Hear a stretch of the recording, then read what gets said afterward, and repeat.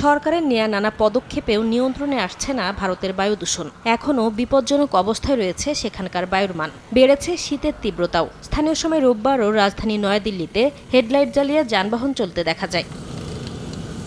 কেন্দ্রীয় দূষণ নিয়ন্ত্রণ বোর্ডের তথ্য অনুযায়ী রোববার দিল্লির এয়ার কোয়ালিটি ইন্ডেক্স সর্বোচ্চ 444 রেকর্ড করা হয়। এদিনও শহরটির বায়ুমান সূচক ভয়াবহ মাত্রা ছাড়িয়ে যায়। কনকনে ঠান্ডা বাতাস ও ঘন কুয়াশার সম্মিলনে সেখানে তৈরি হচ্ছে ঘন ধোঁয়াশা, যা বাসিন্দাদের স্বাস্থ্যের ওপর গুরুতর প্রভাব ফেলছে।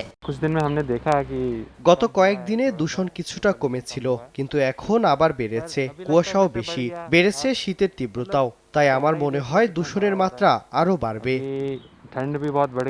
এমন প্রতিকূল আবহাওয়া অব্যাহত থাকলে আগামী কয়েকদিন দূষণের মাত্রা বেশি থাকার আশঙ্কা করছে দেশটির আবহাওয়া দপ্তর। যদিও দূষণ কমাতে চলতি মাসের শুরুতেই জোরালো পদক্ষেপ নিয়েছে দিল্লি প্রশাসন। কালো ধোঁয়া নির্গমনকারী যানবাহন নিষিদ্ধ করার পাশাপাশি নির্মাণ কাজ ও শিল্প কলকারখানায় বিধিনিষেধের বিধান রাখা হয়েছে।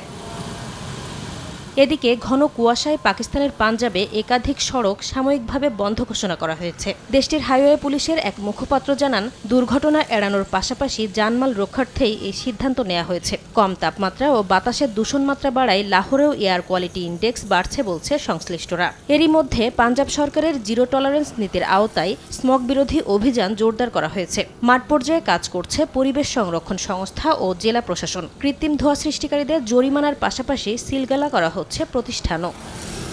নাসরিন রুমি, সময় সংবাদ।